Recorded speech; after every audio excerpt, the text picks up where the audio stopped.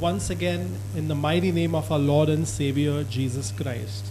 आपल्या तारणारे येशू ख्रिस्ताच्या नावात आम्ही पुन्हा एकदा तुम्हा सर्वांचं स्वागत करीत आहोत. We wish you all a very blessed resurrection celebration. आणि पुनरुत्थानाचे जे आपले सण होते त्याबद्दल आम्ही तुम्हा सर्वांचे तिथं तुम्हाला आशीर्वाद देत आहोत. And because of the resurrection of the Lord Jesus Christ, as he defeated Satan and death, आणि यामुळेच येशू ख्रिस्ताने मृत्यूवर आणि सैतानावर तिथे पुनरुत्थानामुळे तिथे विजय मिळवला आहे. he defeated grave and he defeated your sin and my sin. त्यांनी तिथे जी कबर होती, जे मरण होते, तिथं त्यांनी त्याच्यावर विजय मिळवलेला आहे आणि तुमच्या आणि माझ्या पापावर देखील त्यांनी तिथे विजय मिळवला आहे. And because Jesus is victorious, never to die again, you and I always have hope. आणि म्हणून तिथे येशू ख्रिस्त जो आहे तिथे एकदम विजयी तो होऊन आलेला आहे. म्हणून तुम्हाला आणि मला एक खूप चांगली गोष्ट मिळाली आहे, ती म्हणजे आशा. The gospel of the Lord Jesus Christ and to believe in Jesus as the only Lord and Savior is very simple, but it requires guts.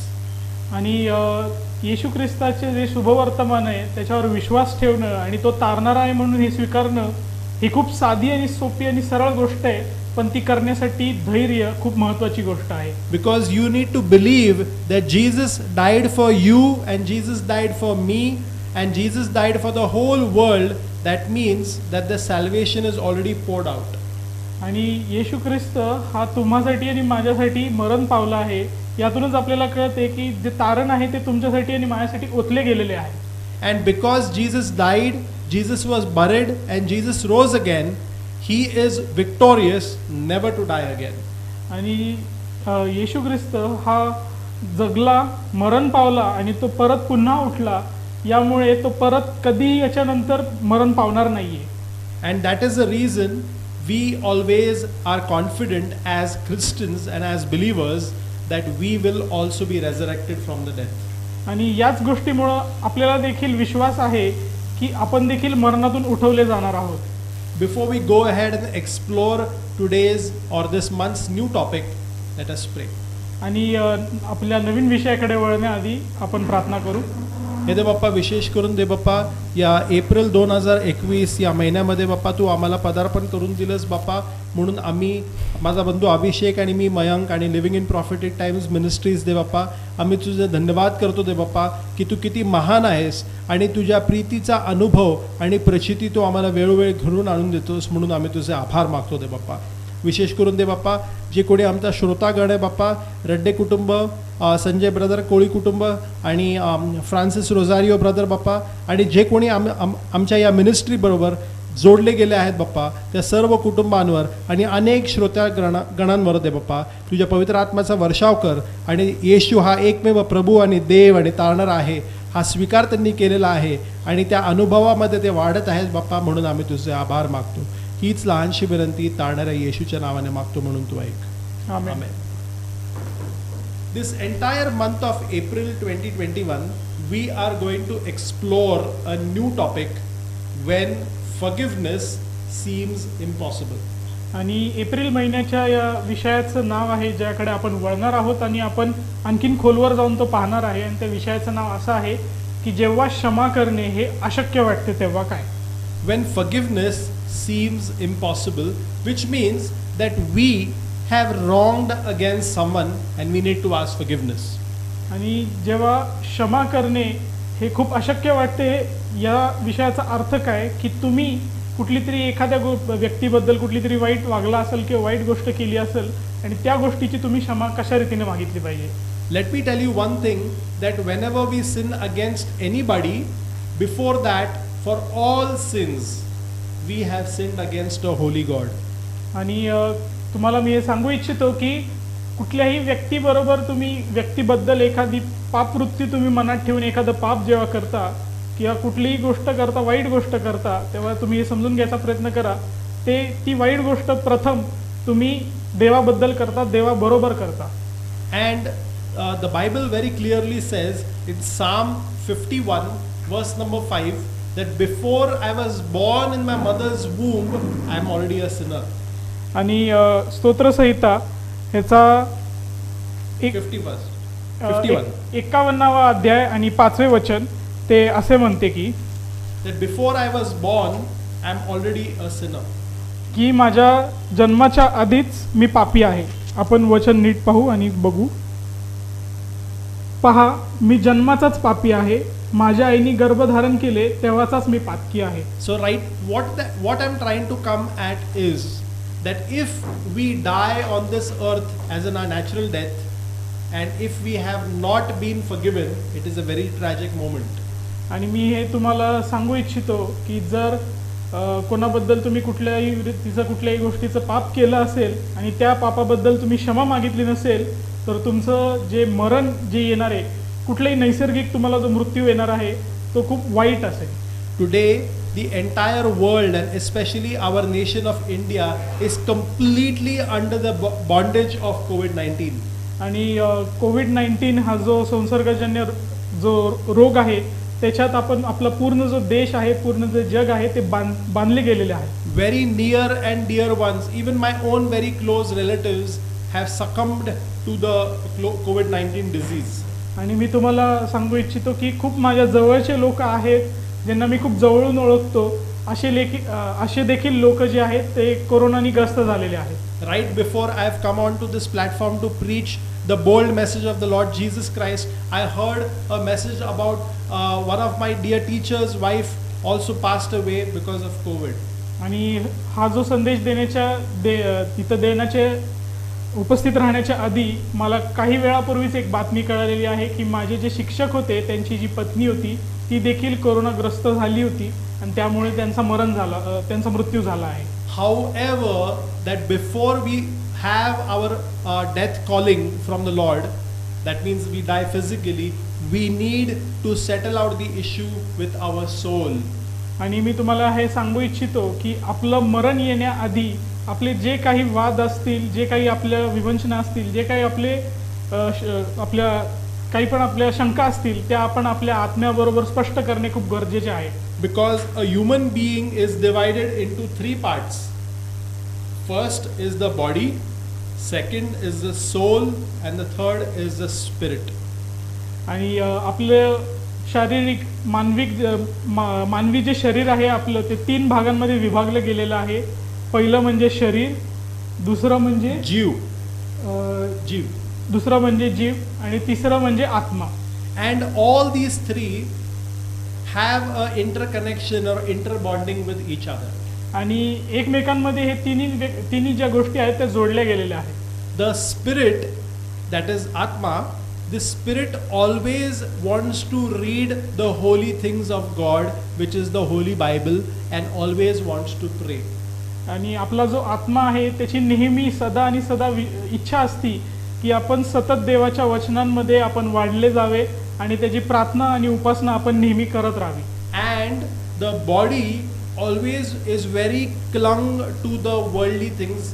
It always wants to fulfill the desires of the eyes, the desires of the body, the flesh, as well as the worldly things. आणि शरीर जे आहे ते नेहमी ज्या जगिक गोष्टी आहेत त्यांच्याकडे ते आकर्षित होत असतं आणि त्याचे नेत्र असतील, त्याचे शरीर असेल, यांना सुख मिळेल अशाच गोष्टी त्याच्या करण्याची इच्छा असतात. And it is always struggling and wanting to achieve more money, more prestige, more houses, more cars. आणि हे शरीर जे आहे त्याची नेहमी ही सदा इच्छा असते की आपण कशा रीतीने आपण वैभव आपण संपादित करू, कशा रीतीने आपण आपली जास्ती घरांची संख्या वाढवू, कशा रीतीने आपण आपली जमीन जुमला वाढवू, कशा रीतीने आपली आपण वाहनं कार आपण कशी काय वाढवू शकतो ते. So this soul, that is the Jew, the soul is in a dilemma whom to listen to. आणि जो जीव आहे हा एका तिथं पेचात पडलेला असतो की नक्की मी ऐकावं तर कोणाचं ऐकावं. That is the reason the word of God is very, very clear in its teaching, and we will read the first passage for today, and that is mentioned in Luke chapter 7 verses 36 to 47. I do not want you all to read the entire passage, but can my brother Abhishek read the title of it? आणि आपण look कृत शुभवर्तमान याचा 7वा अध्याय आणि 36 ते 47 वचन पाहणार आहोत, पण त्यातील आपण फक्त त्याचे शीर्षक पाहणार आहोत. As I am saying that when forgiveness is impossible, that means that the person who has offended me so badly that I just don't want to forgive him. आणि त्यातून आपल्याला असं कळते की तिथे दोन व्यक्ती असतात जिथे क्षमा करणे त्यांना खूप कठीण जात असतं, आणि जो क्षमा करणार आहे त्याला क्षमा करायची बिलकुल तिथे इच्छा नसती, And it is impossible for him to forgive. आणि त्याला ते अशक्य आहे की त्याने तिथे क्षमा करावी. Husband and wife are nicely married and they have a very good communication, but all of a sudden there is an instance of adultery wherein the wife is going around with another man. आणि असाच आणखीन एक उदाहरण आपण इथे पाहू की जे पती आणि पत्नी आहे या दोघांमध्ये देखील ताणतणावाचं वातावरण आहे, आणि जी पत्नी जी आहे ती व्यभिचार केला आहे तिने, आणि ती दुसऱ्या एका पुरुषाबरोबर तिथे ती एकत्रित झालेली आहे. And the husband is in a lot of tension because he loves his wife, but he feels betrayed, he feels cheated. आणि जो पती जो आहे तो त्याच्या पत्नीवर खूप इथे प्रेम करत आहे, प्रीती करत आहे, पण त्याला कुठे ना कुठेतरी त्याला विश्वासघात केल्याची तिथे त्याच्या मनात भावना ती निर्माण झाली आहे, आणि त्याला क्षमा करणे खूप अशक्य वाटत आहे. Another example that we can even look at, and I had mentioned it in the last month's episode also, that a husband and wife are very happily married, but the husband is an abusive alcoholic. आणि आणखीन एक आपण उदाहरण पाहिलेले आहे मागील भागामध्ये, ते असे की पती आणि पत्नी हे खूप सुखामध्ये ते आयुष्य जगत आहेत, आणि खूप त्यांचं सुखी आयुष्य आपल्याला बाहेरून दिसत आहे, पण जो पती जो आहे तो खूप दारू पित आहे तिथे, आणि तिथे तो तमाशा करत आहे, आणि त्याच्या पत्नीला तिथे तो मारहाण करत आहे. And he has made the life of his family, that his wife and his children, as miserable as possible.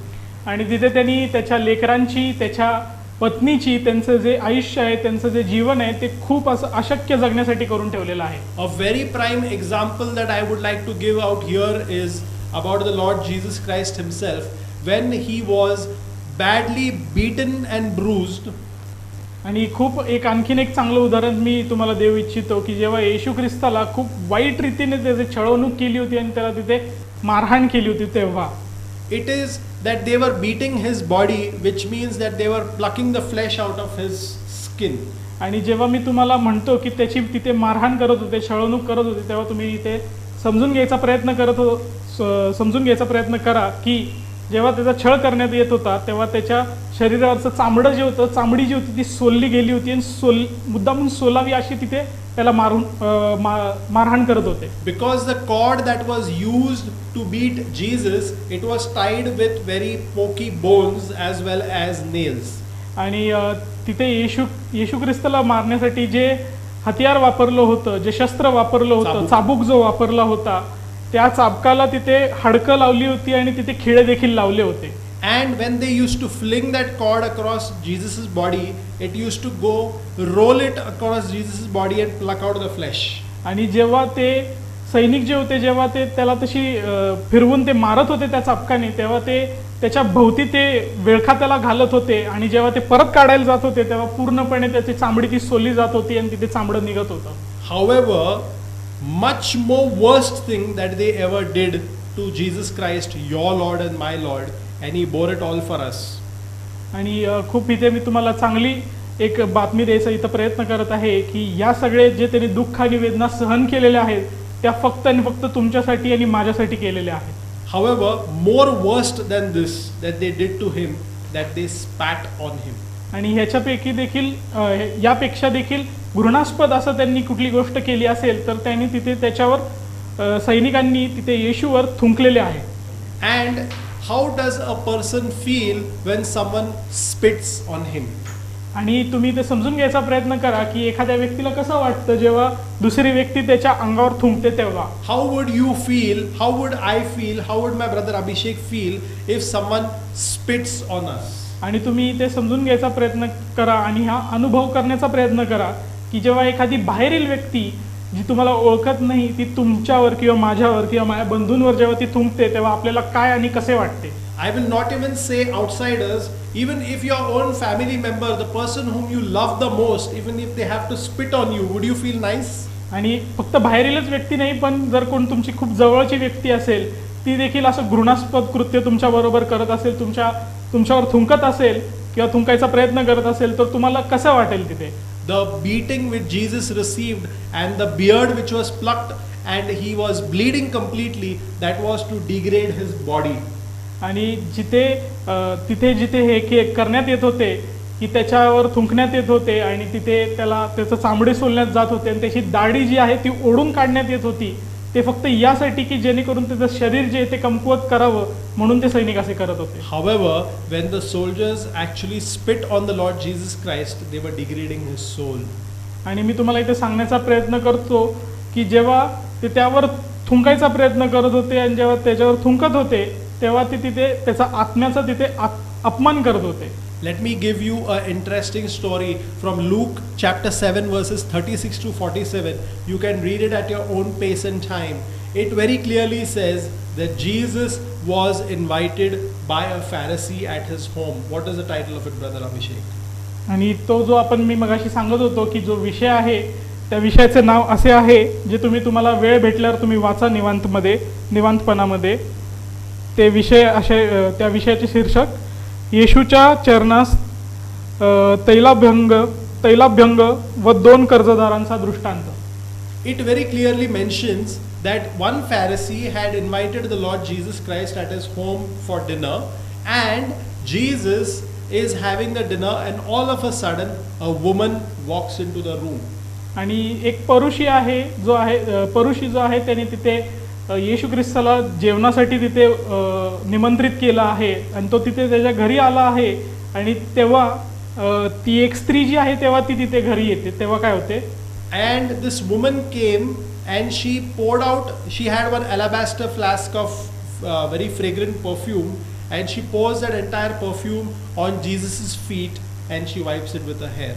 आणि तेव्हा असे होते की जेव्हा ती स्त्री त्या घरात तिथे परुषाच्या घरात जेव्हा ती येते, तेव्हा तिथे येशूला पाहून तिथे ती तिच्या हातात जी तेलाची जी तिथे काय म्हणतात कुपी असते आणि तिथे जी तेलाची बाटली जी असते तिच्याकडं सुगंधित तेलाची आणि द्रव्यांची, तेव्हा ती तिथे त्याच्या चरणांवर ती ओतते येशूच्या आणि स्वतःच्या केसांनी ते पुसते ती. This Pharisee who had invited the Lord Jesus Christ at his home for dinner immediately says, if this was a prophet from God, he would have understood what type of a woman she was. आणि तिथे तुम्ही समजून घ्यायचा प्रयत्न करा की परुषी जो आहे तो असा विचार करतो की येशू ख्रिस्त जर हा खरंच एक मसीहा असता, खरंच एक संदेष्टा असता, तर त्याला हे माहीत असते की कुठल्या प्रकारची तिथे ही स्त्री आहे. Because that woman who had entered that room was a prostitute. आणि तिथे तुम्ही समजून घ्यायचा प्रयत्न करा, जी स्त्री तिथे त्या घरात आली होती ती एक वेश्या होती. And she had done all sorts of worst sins in her life, but Jesus immediately gives a wonderful parable. आणि तिथे प्रत्येक प्रकारचे तिने जे पाप आहेत ते केले होते, तरी देखील देवाने तिथे तिला एक संदेश दिला. And he gave a parable. In that parable, Jesus says that there were 2 debtors, and one debtor owed his master 1,000 denarii, which means it is approximately 1.5 years wages of salary. आणि तिथे त्यांनी असं एक तिथे गोष्ट सांगितली की 2 कर्जदार आहेत आणि त्यांचा जो मालक आहे त्यांना म्हणजे त्यांच्याकडून त्यांनी कर्ज घेतलेलं आहे आणि त्यांचं कर्ज खूप मोठं आहे. जवळजवळ 1.5 वर्षाचं त्यांचं कर्ज थकबाकीत आहे. त्यांचे जे पैसे आहेत ते थकलेले आहेत. However, the second servant owed the master only 50 rupees. आणि आपण असं म्हणू शकतो की जर 1000 दिनार या एका दुसऱ्या कर्जदाराशी कर्ज आहेत, तर जो दुसरा कर्जदार आहे त्याचे फक्त 50 आपण म्हणू की रुपये त्याचे कर्ज होते. So Jesus immediately asks the Pharisee that who loved the master more, did the one whose debt of 1,000 denarii was forgiven, or the one whose 50 rupees was forgiven? आणि तिथे तुम्ही समजून घ्यायचा प्रयत्न करा की कोणाला सर्वात जास्ती आनंद होईल, की ज्यांनी ज्याला 1000 रुपयांचं कर्ज माफ झालेलं आहे की ज्याला 50 रुपयांचं किंवा 50 दिनारांचं कर्ज माफ झालेलं आहे, कोणाला नक्कीच जास्ती आनंद होईल, असं तो प्रश्न तिथे पुरुषाला विचारतो. And immediately the Pharisee says the person who was forgiven the most. So Jesus immediately says that you also do the same. This woman who has sinned the most has loved me the most. आणि तिथे लगेचच तिथे येशू ख्रिस्ताने तिथे पौरुषाला असे सांगितले की जर तू म्हणतो की ज्याला सर्वात जास्ती कर्जमाफी मिळाली आहे त्यावर त्याची जास्ती प्रीती होती, तर तू हे समजून घ्यायचा प्रयत्न कर की हिने देखील जर सर्वात जास्ती पाप केली असतील तर हिची देखील माझ्यावर तेवढीच जास्ती प्रीती आहे. And that Jesus sets an example that forgiveness is extremely difficult, but it is very much possible. आणि तिथे येशू ख्रिस्ताने सांगायचा असा प्रयत्न केला की क्षमा करणे हे खूप अशक्य वाटते आणि खूप कठीण वाटते, पण ते अशक्य नाही आहे तर ते शक्य आहे. You and I need to remember one very important thing always, that Jesus died for your sins and my sins. That means whatever sin we have committed in our life or we even thought about it, Jesus has already borne all sins for us on the cross. आणि तिथे तुम्ही हा समजून घ्यायचा प्रयत्न करा की येशू ख्रिस्त हा तुमच्या आणि माझ्या पापांसाठी मरण पावलेला आहे. म्हणून तुम्ही आणि मी आपण कुठल्या पापाचा विचार देखील करत असो तर ते पापाची शिक्षा त्यांनी खूप आधीच त्या क्रूसावर तिथे भोगलेली आहे. I would like my brother Abhishek to read for us Luke chapter 17 verses 3 and 4. आपण लूक याचा 17वा अध्याय आणि 3 आणि 4 वचन आपण पाहू. तुम्ही स्वतः सांभाळा, तुझ्या भावाने तुझा अपराध केला तर त्याचा दोष त्याला दाखव आणि त्याने पश्चाताप केला तर त्याला क्षमा कर. त्याने दिवसातून 7 वेळा तुझा अपराध केला आणि 7 वेळा तुझ्याकडे परत येऊन मला पश्चाताप झाला आहे असे म्हटले तरी त्याला क्षमा कर.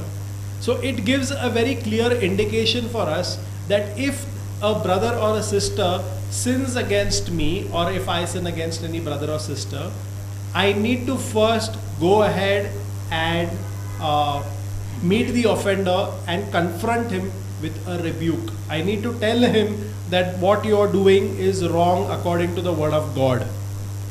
आणि जर तुम्ही आणि मी एखाद्या बंधूबद्दल किंवा एखाद्या भगिनीबद्दल कुठले पाप केले असेल, कुठल्याही गोष्टींनी त्यांना दुखावले असेल, तर सर्वप्रथम आपली ही जबाबदारी आहे की त्यांना जाऊन सांगणे की त्यांनी कुठल्या रीतीचे पाप केलेलं आहे हे त्यांना समजून सांगणे आणि त्यांना क्षमा करणे किंवा आपण स्वतः क्षमा मागणे. The word rebuke, ज्याला मराठीत दोष दाखवणे, rebuke, this word rebuke has a very great meaning in Greek as to honor someone. आणि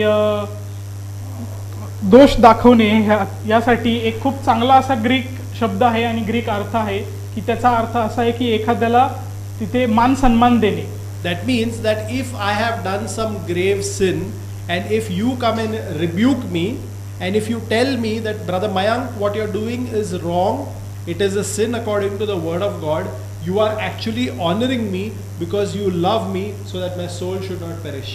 आणि तिथे समजून घ्यायचा प्रयत्न करा की समजा मी कुठल्याही रीतीचे जर पाप केले असेल आणि कुठलीही माझी बंधू किंवा भगिनी माझ्याकडे येत असेल आणि मला सांगत असेल की तुम्ही अशा रीतीचं पाप केलं आहे, असे तुमचे दोष तुम्ही केलेले आहे, तर तिथे मला वाईट नाही वाटलं पाहिजे, तर त्यात मला चांगलंच वाटलं पाहिजे, कारण तिथे तुम्ही माझ्या आत्म्याचा नाश होऊ नये आणि देवाच्या वचनाप्रमाणे मी कसे वागले पाहिजे तिथे तुम्ही दाखवण्याचा मला प्रयत्न करत आहात. So first important thing is that the offender, first is the offense, second is the confrontation. That means that you are confronting me and encouraging me to repent.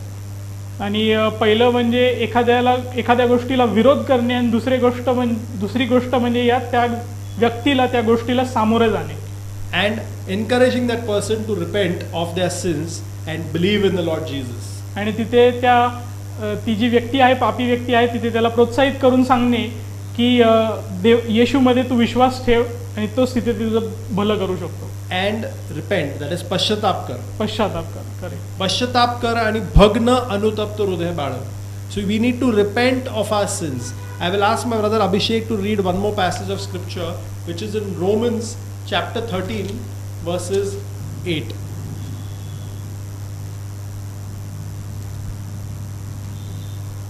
आणि रोमकरास पत्र याचा 13वा अध्याय आणि 8वे वचन आपण पाहू. एकमेकांवर प्रीती करणे याशिवाय कोणाच्या ऋणात राहू नका, कारण जो दुसऱ्यावर प्रीती करीतो त्याने नियमशास्त्र पूर्णपणे पाळले आहे. That means that we should not owe a debt to anyone other than love. That means our heart should be so full of the word of God and prayer and with the Holy Jesus himself that it should only pour out love. आणि तुमचे आणि माझे हृदय एवढे मोठे असले पाहिजे की त्यामध्ये कुठल्याही व्यक्तीबद्दल तुमच्या मनात कर्ज आहे अशी ऋण आहे अशी भावना तुमच्या मनात राहिली नाही पाहिजे. तर त्या व्यक्तीबद्दल फक्त आणि फक्त आपल्या येशूची प्रीती आपल्या मनात असणे खूप गरजेचे आहे. I will give you a very small example before we end up in prayer, and that example is when you get up early in the morning, thank the Lord Jesus Christ for blessing you with a wonderful day. आणि तुम्ही जेव्हा झोपेतून सकाळी उठता तेव्हा एक खूप चांगली गोष्ट तुम्ही करू शकता इथे की तुम्ही येशूला प्रार्थना करा आणि तिथे सांगा की या सुंदर दिवसाबद्दल तुम्ही त्याचे धन्यवाद कसे मानत आहात. And before you start any worldly chores of your family, like going to work or study or anything of that sort, pick up the Holy Bible, read it, and encourage and ask the Holy Spirit to help you in acting it out and prayer. आणि कुठलीही गोष्ट तुम्ही दिनचर्या जी आहे दिनचर्येतली तुमची कुठलीही कार्य असेल ते तुम्ही हाती घेण्याआधी तुम्ही कामाला जाणे असू दे किंवा तुमच्या घरातील काम असू दे त्याला हात लावण्याआधी तुम्ही तुमचे पवित्र शास्त्र उघडा आणि तिथे तुम्ही पवित्र आत्म्याला आणि येशूला तिथे प्रार्थना करा आणि म्हणा की मला माझ्या आयुष्यामध्ये आचरणामध्ये हे कसे मला पवित्र शास्त्र आणता येईल यासाठी तुम्हाला मार्गदर्शन कर. And when we do that, the Holy Spirit immediately takes control of our spirit and encourages our soul to look up to the Spirit. आणि जेव्हा तुम्ही हे असे कराल तेव्हा तुमचे तुमचा आपला जो पवित्र आत्मा आहे तो तुम्हाला प्रोत्साहित करेल तिथे जीवाला प्रोत्साहित करेल कशा रीतीने त्यांनी तिथे सांभाळ केला पाहिजे तिथे आपल्या आत्म्याचा. And when you come back home after your entire day's work, before you go off to sleep, again reflect the whole day and ask the Lord to show you a flashback of the entire day and ask for forgiveness. आणि जेव्हा तुम्ही घरी पोहोचताल तुमचे काम करून संध्याकाळच्या वेळी तेव्हा तुम्ही देवाला प्रार्थना करा आणि सांगा की दिवसभराबद्दले काही गोष्टी झाल्या त्या मला ते दाखव आणि ज्या माझ्या चुका झाल्या असतील त्याबद्दल तू मला क्षमा कर. I encourage all of you to accept Jesus Christ as the only Lord and Savior of your spirit, soul and body, and you will never perish into hell. आणि तिथे मी तुम्हाला प्रोत्साहित करू इच्छितो की तिथे तुम्ही येशू ख्रिस्ताचा तारणारा म्हणून स्वीकार करा. तो देव आहे म्हणून तुम्ही त्याचा स्वीकार करा आणि तुमचं शरीर जीव आणि आत्मा याचा कधीही नाश होणार नाही हे नक्की मी सांगेन. आपण प्रार्थना करू.